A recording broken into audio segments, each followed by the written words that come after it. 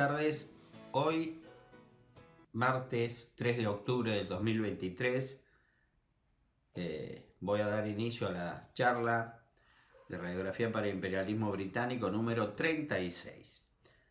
Y como empezamos la última charla, voy a continuar con la vida del general José de San Martín. Y estamos viendo los primeros pasos, los primeros hechos militares del padre de la patria en España. Bueno,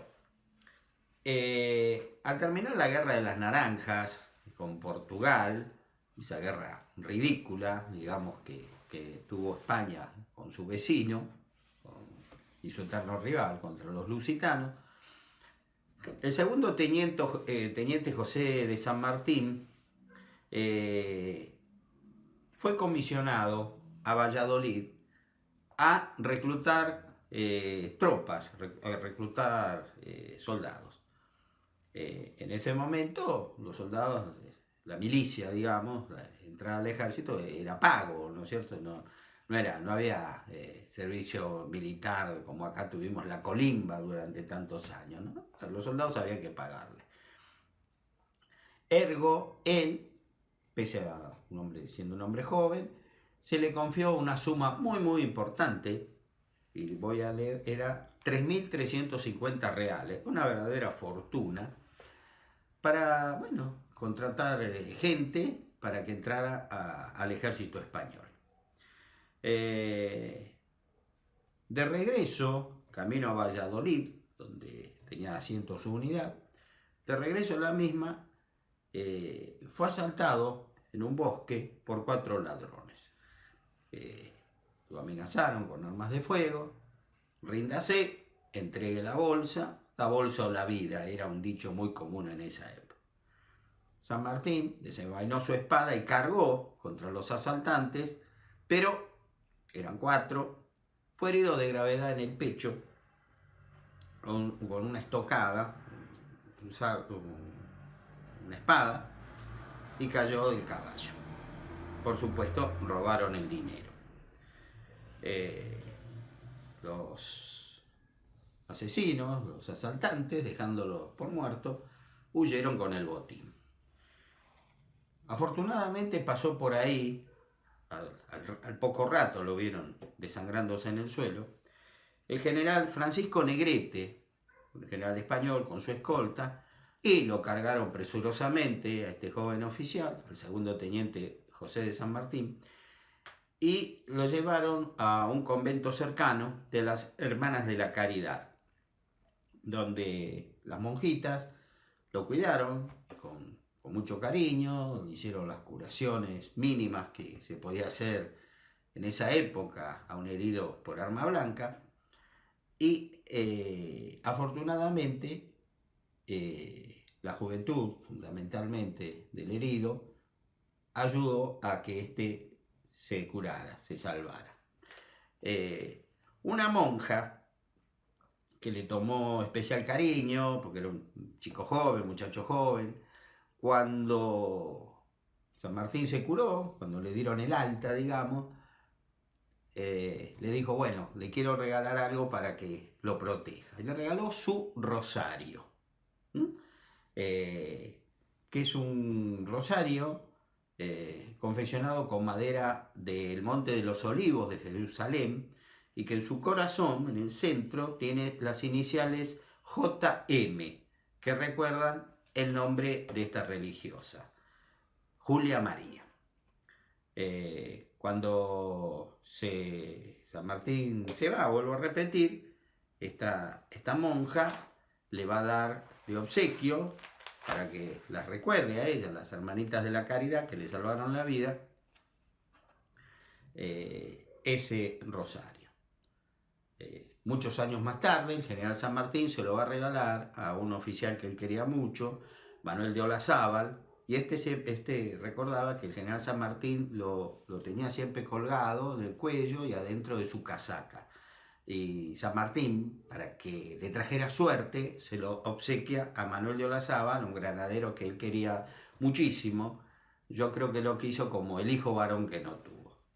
Bueno, El 6 de enero de 1802, eso fue en 1801, atraco, casi lo matan. San Martín le escribe una carta al rey de España, Carlos IV,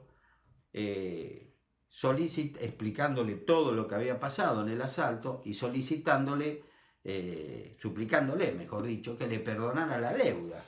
Él había perdido. Le robaron 3.350 reales del ejército español.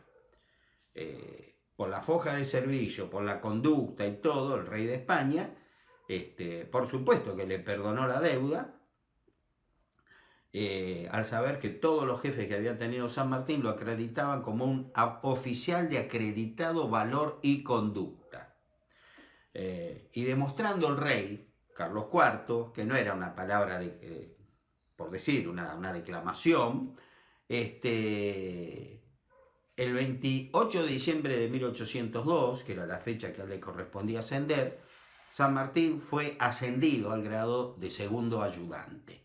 Es decir, que este robo de este dinero no lo afectó en su carrera militar, porque por la herida recibida, el riesgo de vida que tuvo, todos comprendieron, incluso el rey de España, que San Martín hizo lo imposible por no ser despojado de ese dinero, pero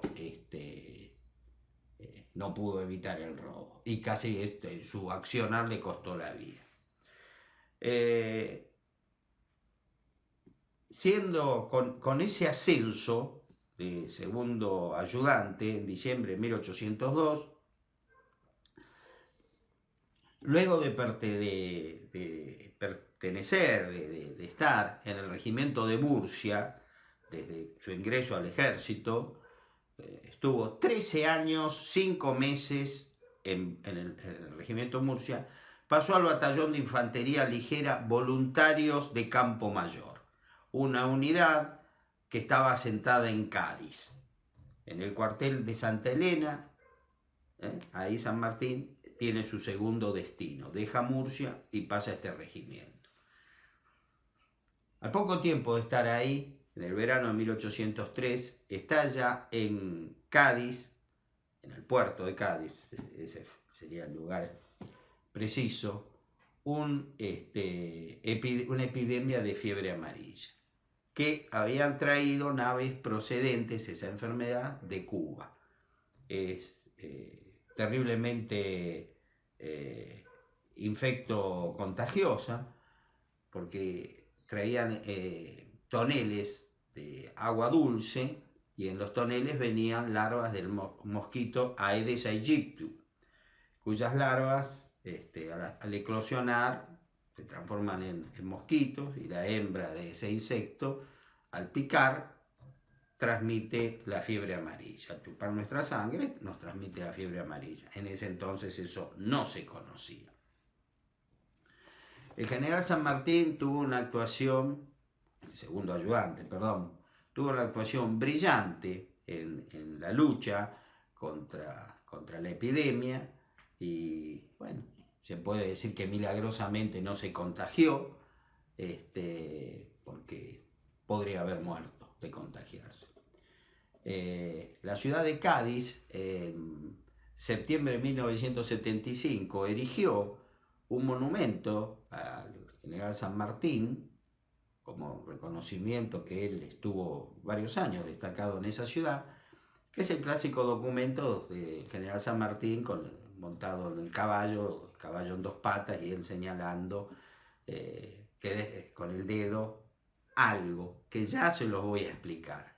Por ahora no, pero fue un hecho verídico, ¿eh? No es que caballo en 2 patas significa una cosa, caballo en 4 patas, no. En este caso es un hecho verídico, pero ténganme paciencia.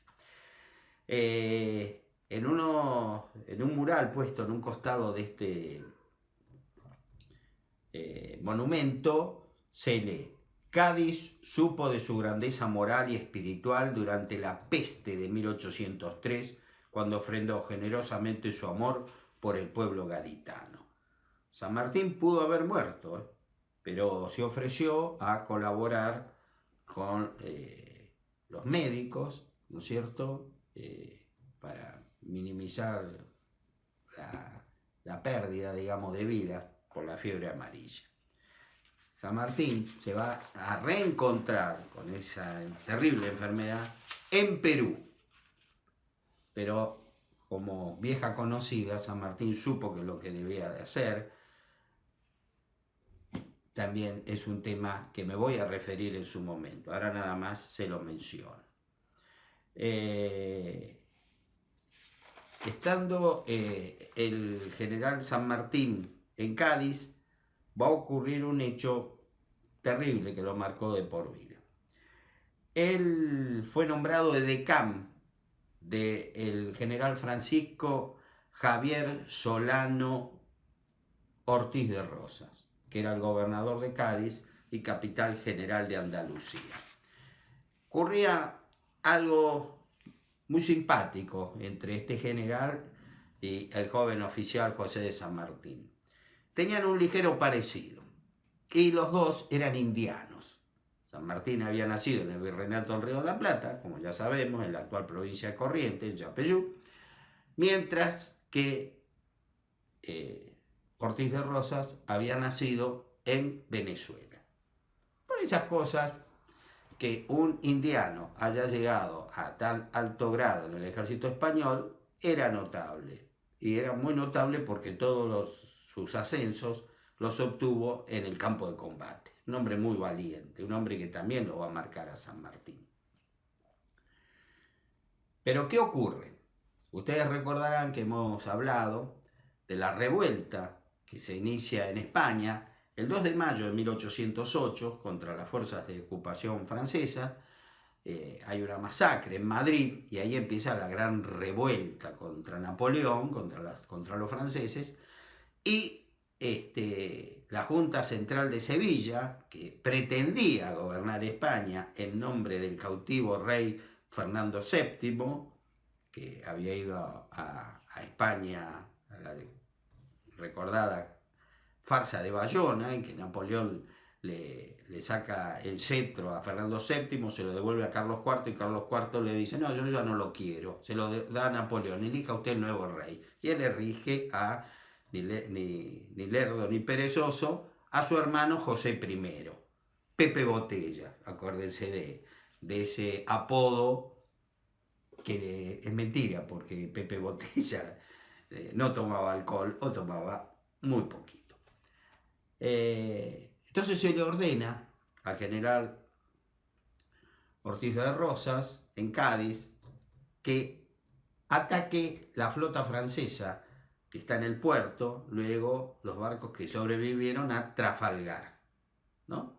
Estaban los barcos españoles y los barcos franceses codo a codo estacionados. Entonces Ortiz de Rosas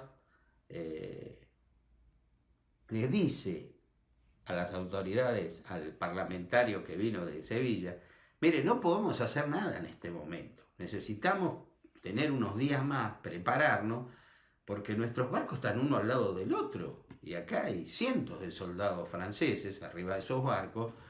Sus cañones, los cañones navales, pueden hacer un desastre en Cádiz. Entonces sus palabras fueron, voy a leer, voy a citarlo: mientras los buques españoles estén fondeados borda con los franceses, no se puede declarar la guerra.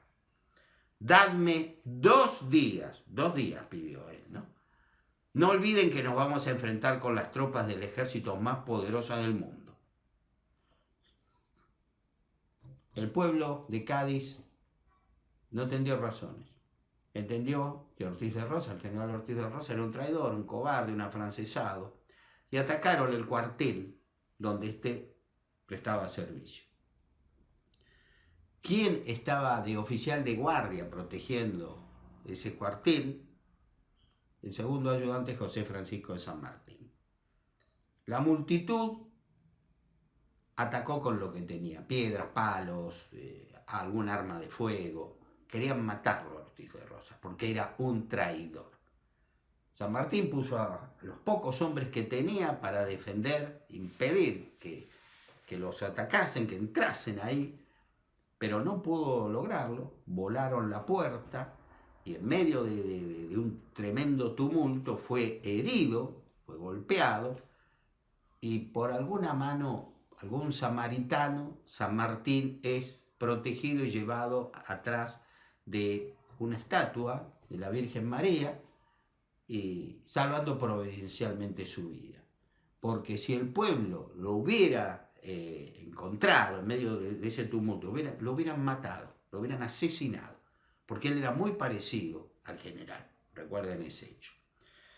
La cuestión que este hombre va a ser apresado.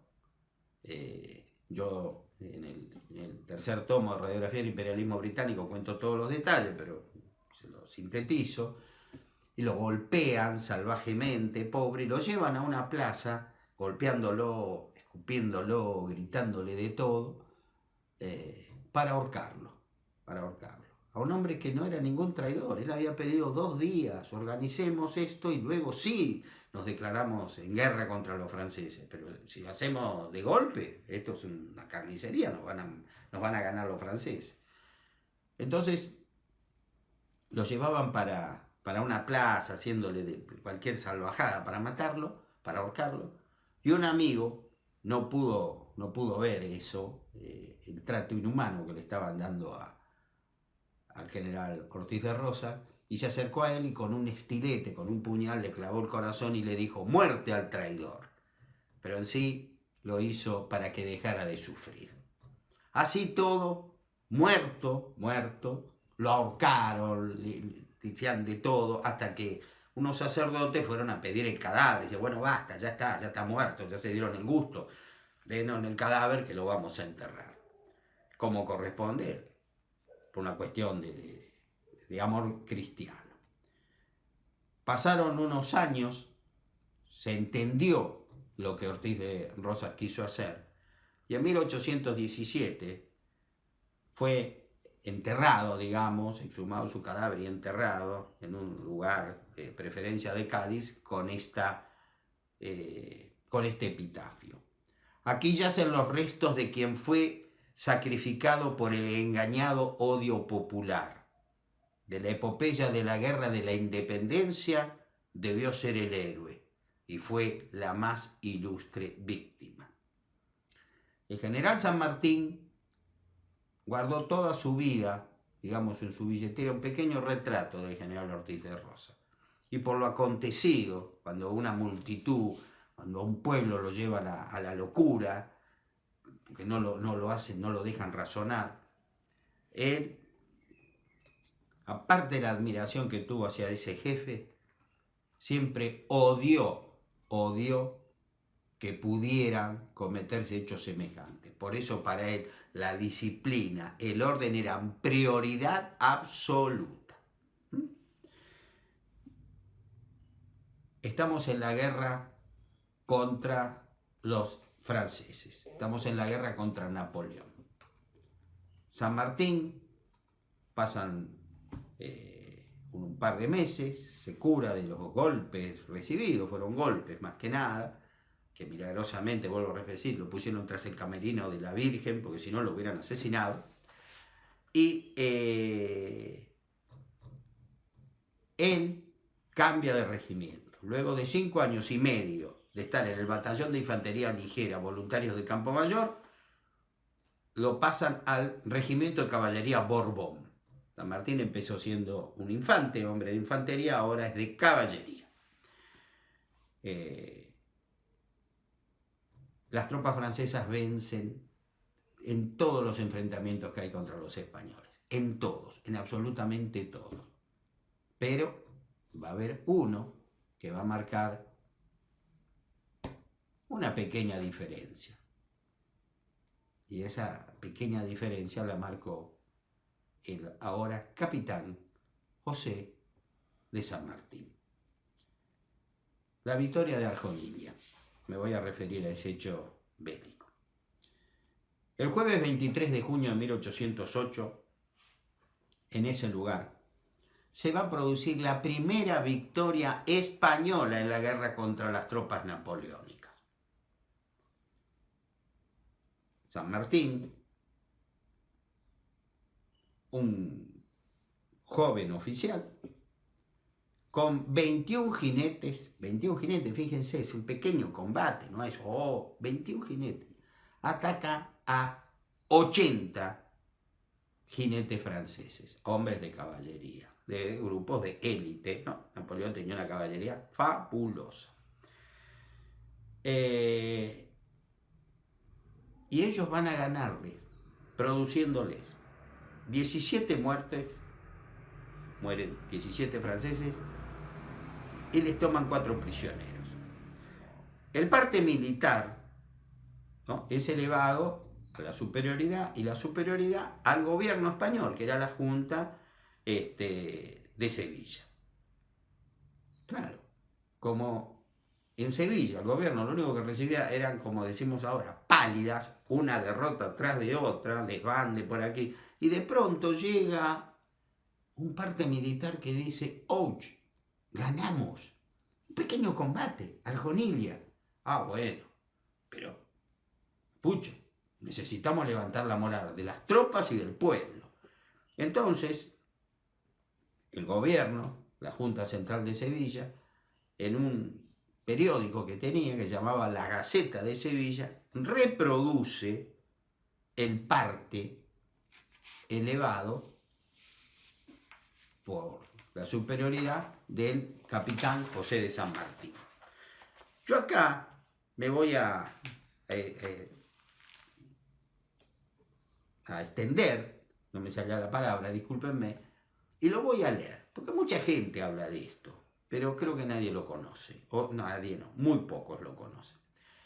Se ha dicho, algunos zampastortas, como yo digo, que el general San Martín va a venir en 1812 a su patria, para retornar a su patria, porque se daba cuenta que en España no tenía ningún futuro. Dios mío, si el general San Martín se hubiera quedado en España, si no llegaba comandante del ejército, le faltaba muy poquitito para haberlo logrado. Porque el general San Martín, luego de Arjonilla, fue un héroe nacional de España. Voy a leer el parte elevado al gobierno y que este hizo publicar en la Gaceta de Sevilla. Al fin tengo la satisfacción de participar a vuestra señoría de un gran éxito. A las 3 de la madrugada de este día me puse en marcha, dirigiéndome a ocupar los puestos avanzados en Arjonilla, con el cuerpo de mi mando, compuesto de la compañía de cazadores de guardias walonas, las de Balbastro, la de voluntarios de Valencia, la de Campomayor, las compañías de tiradoras de Cádiz, las partidas sueltas de Valencia y Campomayor, la del Príncipe de Caballería, dragones de los Reyes, húsares de Olivencia y escuadrones de Carmona. Puesta en orden la columna de las de Aldas del Río por el camino del Arrecife, y habiendo andado como 3/4 de legua, me envió el capitán Josep San Martín, comandante de la vanguardia, que se había encontrado en descubierta de los enemigos y qué era lo que debía hacer. A cuya interrogación contesté que los atacase, pero conociendo este oficial, no podía verificarlo ya en aquel momento por haberse puesto en los enemigos en huida. Determinó hacerlo más adelante, cortándolos por otro camino, según informes que había tomado de su guía en el caso que ellos siguiesen el Arrecife. De hecho, se dirigió San Martín por la Trocha, sostenido de la partida suya de Campomayor y la caballería de su mando de húsares de Olivencia y Borbón, cuya fuerza consistía en 21 caballos. Con estos pasó con toda velocidad a la casa de postas, situada en Santa Cecilia.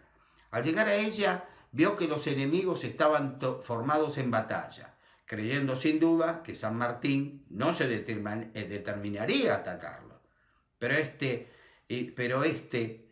el valeroso oficial, teniendo presente únicamente mi orden, atacarlos, puso la tropa en batalla y atacó con tanta intrepidez que logró desbaratarlos completamente, dejando en el campo de batalla 17 dragones muertos y 4 prisioneros que, aunque heridos, hizo conducir sobre sus mismos caballos, habiendo emprendido la fuga el oficial y los restantes soldados con tanto espanto que hasta sus mismos morriones arrojaban de terror, logrando coger en buen estado 15 caballos y los restantes quedaron muertos. Bueno, esta es la parte medular de este parte. El valor de San Martín queda demostrado y el oficial, que es el coronel Juan de la Cruz Morgan, elevando esto al marqués de Compiègne, que era un general español, como diciendo, esta es la gente que yo tengo a mi mando, y este oficial se llama Josep de San Martín. Y si Josep de San Martín ganó, nosotros podemos ganar. El gobierno español, ¿no?, la Junta Central de Sevilla puso: los que huyen de esta manera son los vencedores de Jena y Austerlitz, son las tropas francesas de élite, y los hizo correr, los hizo huir, un joven oficial con 4 veces menos efectivos que ellos. Y ese joven oficial se llama José de San Martín. Por eso, a los que alguna vez dijeron que San Martín dejó España porque él no tenía futuro en el ejército, por favor, no saben lo que decían. Nunca supieron lo que decían. No había transcurrido un mes de esta pequeña acción, porque fue una pequeña acción, cuando el capitán José de San Martín vuelve a destacarse en un combate. Ya no en un pequeño combate, en una gran batalla. La batalla de Bailén, librada el martes 19 de julio de 1808. En esta batalla, el general Pierre-Antonin Dupont va a ser derrotado por el general español Francisco Javier Castaños.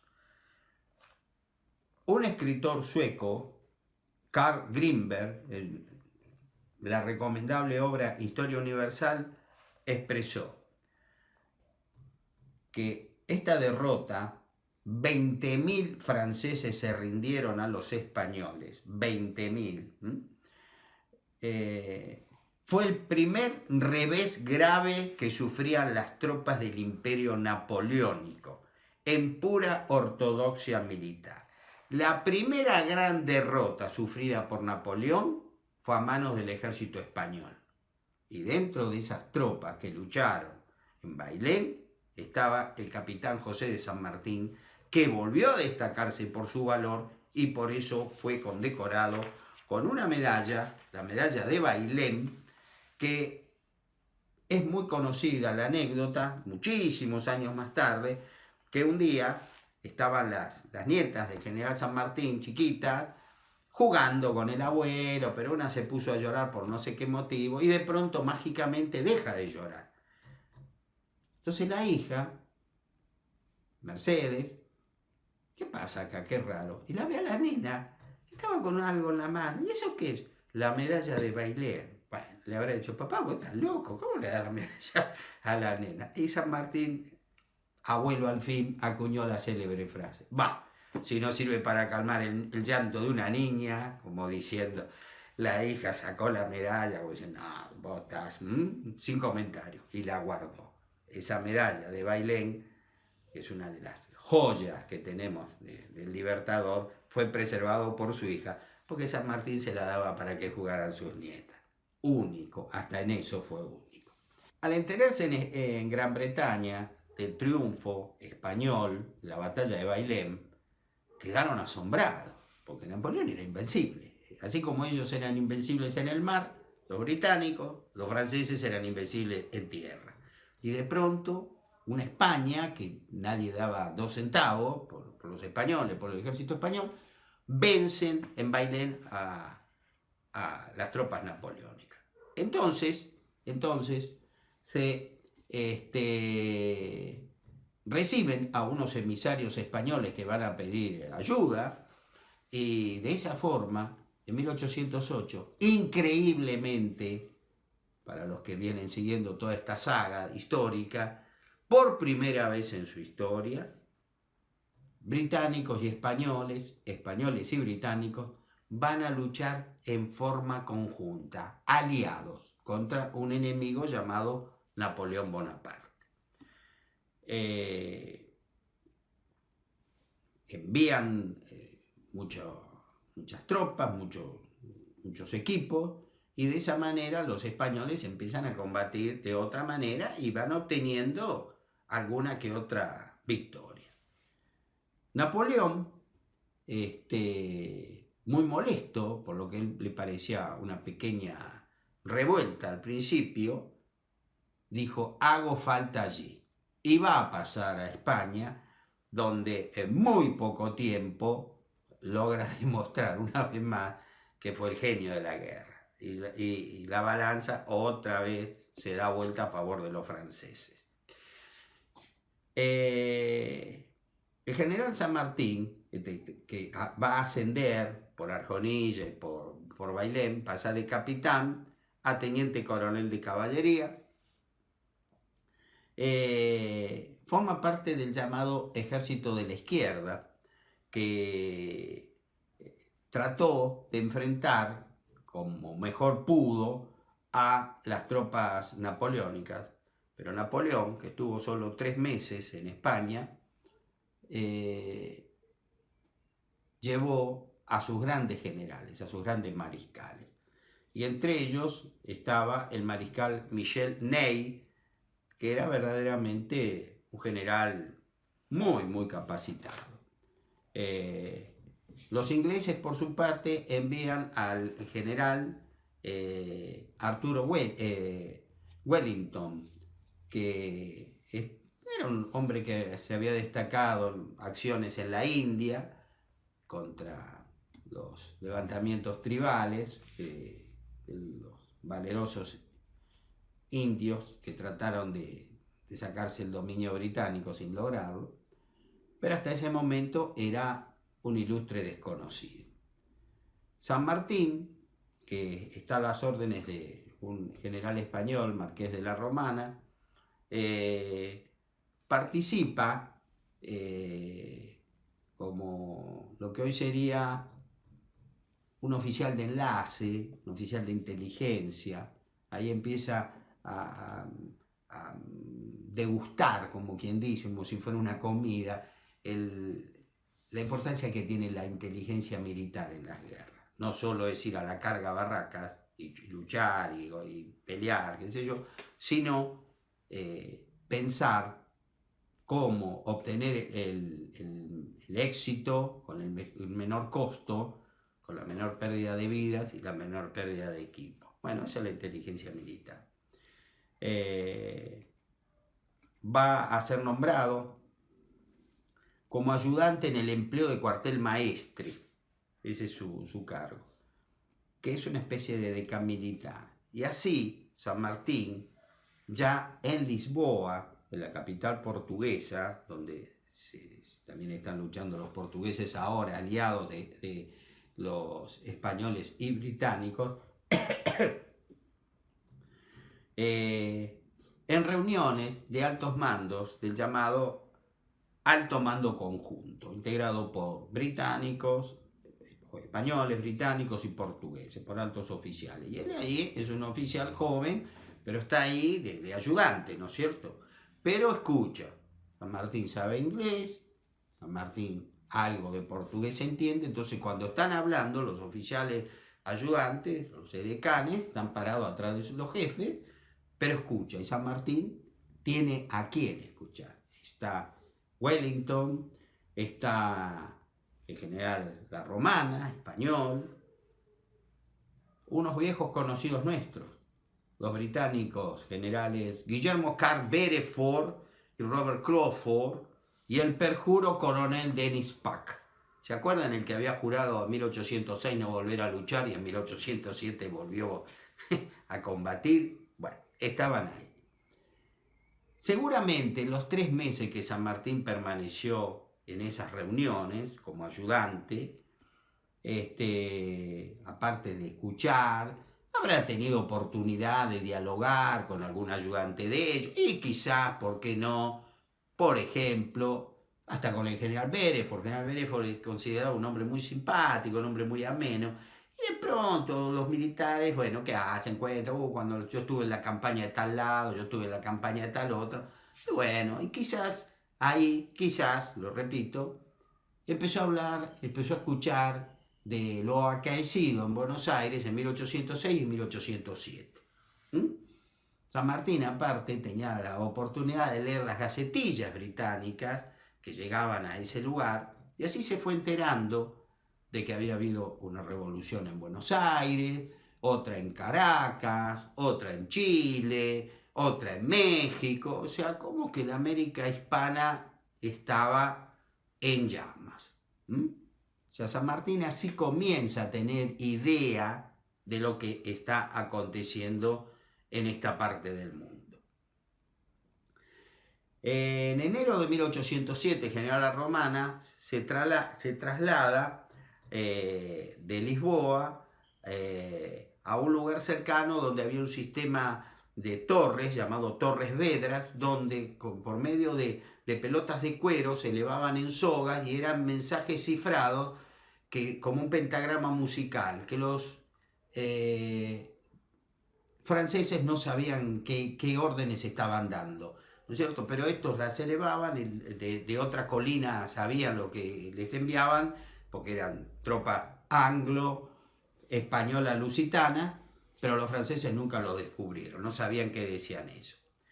Bueno, con esto voy a dar por finalizada esta charla, porque ya en la próxima vamos a ver cómo fue el pedido de retiro del general San Martín del ejército español, cómo llega a nuestra tierra y cómo comienza su gran obra emancipadora, lo cual va a trastocar los planes de los británicos en la guerra de emancipación sudamericana. Muchísimas gracias por su atención. Buenas tardes.